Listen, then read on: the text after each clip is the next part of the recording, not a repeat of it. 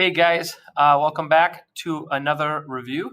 I am going to hit on post-World War II culture, 1950s America, often compared to the 1920s, a good compare and contrast. So look for some of the things that are similar and that are different, all right? First thing is the end of the war, okay? And not just the end of the war, but the end of the Depression.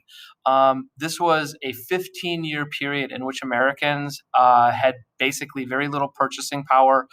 There were very little consumer goods. The Depression was difficult, obviously, in one way, and the war was difficult in another way.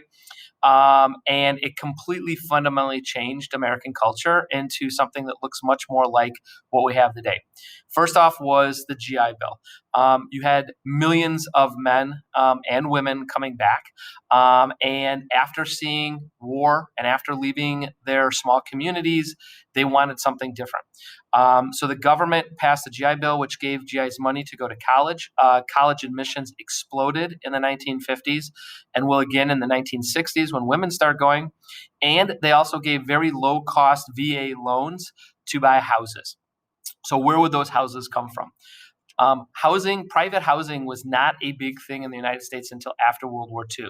The concept that we have today of having your own house in the suburbs was something that happened after World War II. The first suburb was 20 miles outside of New York City. It was a little place called Levittown. And the guy had the idea to buy up a farm field. It was a potato field and build what today traditionally looks like an American suburb. And this explosion took off. With the low VA loans that people were given, people were moving out to these new suburbs. They were marrying in record numbers and therefore having babies in record numbers. In some of these Levitt towns, the average was 3 children in the first 2 years that they moved into these communities. As you can see, between 1946 and 1964 is what is known as the massive baby boom or the baby boom generation. And recently, about 10 years ago, we had the echo baby boom, but this is one of the largest generations in American history, as you can see. Now, what did this mean in terms of people moving? Migrations in this class are very important, and there are 2 major internal migrations that occur after World War II. Number one, there is a huge migration to the southern United States from the north. The great majority of the population for the history of this country has lived in the northeast of the United States. And for the first time by the millions again, people are moving to places like Florida, Texas, California. Number one, for the weather, which we'll get back to in a second. Number two, a lot of the new defense industries after World War II moved to those areas. Now, one of the reasons why people could not live in the South prior to this time was it's just hot. You do not want to be in Florida in the middle of summer. It's just not comfortable. But a new invention after World War II, as you can see in the black and white photo, was air conditioning. And air conditioning allowed this mass migration to the South to come. Secondly, one third of the entire American population in a 10-year period moved from urban areas, cities, to the new power in the United States, suburbs. Today, 45% of Americans live in a suburban setting. As you can see the picture there in the South, a suburb with a little pool kind of became part of the new American dream. So these are very important. These are fundamental changes in American history at this time. Now, what allowed this to happen, and this was completely at the same time, but it connected it, was the building of the Interstate Highway by Eisenhower.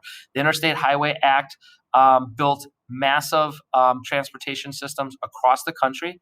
His main reason for this was he saw this idea in Germany when he invaded Germany during World War II. He saw the Autobahn that Germany had, and he saw this as a military necessity to get military troops from the east to the west or the west to the east coast of the United States. If you've ever been like on I-80, I-80 is a huge straight road. The reason for that is so that they could land military aircraft on that road. However, it had a secondary importance. All of these people moving to the suburbs basically connected the suburbs to the cities. People could move to the suburbs, work in the cities. All of a sudden, you had thriving metropolises. You had the building of schools and shopping malls that started. And suburbia was basically born because of these two things. Now, one of the things that's important about this, and Miss Ulrich will talk about this, this is mainly a white American concept in the 1950s and 1960s. And in fact, in many things like the GI loans, a lot of these Levitt towns did not even allow blacks to buy into these places. And that's an important exception to make sure that you mention. All right. Now, what did all of this add up to? When World War II ended, a lot of people thought that there was going to be another depression. They saw no reason why we wouldn't go right back into depression after the war ended. The exact opposite thing happened. It's the single biggest economic boom in American history. The combination of pent up demand of people who haven't been able to buy anything for 15 years, along with the fact that during World War II, most people were making money and saving it.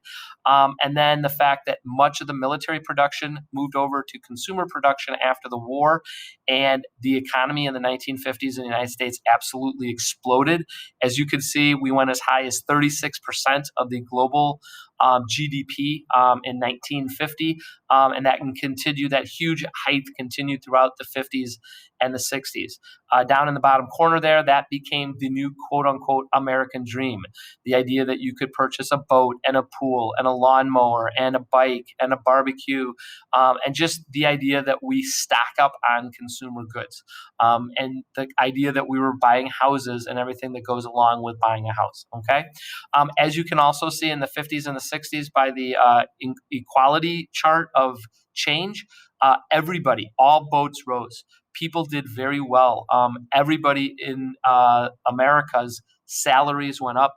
Their consumer purchasing ability went up. And then you can see it drops off dramatically in the 1970s. And we'll obviously talk about it when we get to that. And as you can see, the 21st century thus far hasn't been great. So, all right. And then finally, because people were buying things, this led to consumer culture. All right. This led to what some critics called conformity. Basically, there was a new item out there called the television. Edward Murrow called it the vast wasteland. You guys are almost the post-television generation today, but television was huge. For the first time, the American culture was basically united in a singular idea, and people could hear the same news, they could watch the same shows. It standardized speaking in this country because people started hearing different accents in different parts of the region, but it was standardized by the television. People worried about teenagers watching too much TV. Sounds like today when people criticize teenagers for being on their iPhones all the time. Some things never change. However, as you can see in the 50s, as Mr. Irvin will talk about, there was much sexism in the consumerism. You can see that most women stayed at home. Look at the ad in the bottom corner. You mean a woman can open it? You guys should be very angry about that. And then obviously some icons like McDonald's and some of the other companies that become icons, Pepsi, Coke, put billions into advertising. And people could buy things because of a new invention called the credit card. Finally, conformity was kind of the key to 1950s culture, mainly idealized by Leave It to Beaver, which was quote unquote the perfect family. Again, notice suburban and white, close cut haircuts, loose sweaters. That was the style.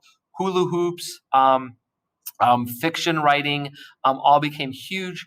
However, there were changes happening near the end of the decade, and you can't just artificially cut off decades. You had James Dean and the first huge rock and roll star, Elvis Presley. You notice that their hair is a little bit longer. They had sideburns. Boys that wore sideburns like that to school were suspended. It was not allowed, and you start to see the rumblings of rebellion that is going to be the 1960s. And you especially see this with a new small group called the Beats. The Beats are the group that kind of led to the counterculture, and they rebelled against the consumerism and the conformity. You can see the woman and the man there that was very typical dress for the Beats, very much against what the mainstream culture was.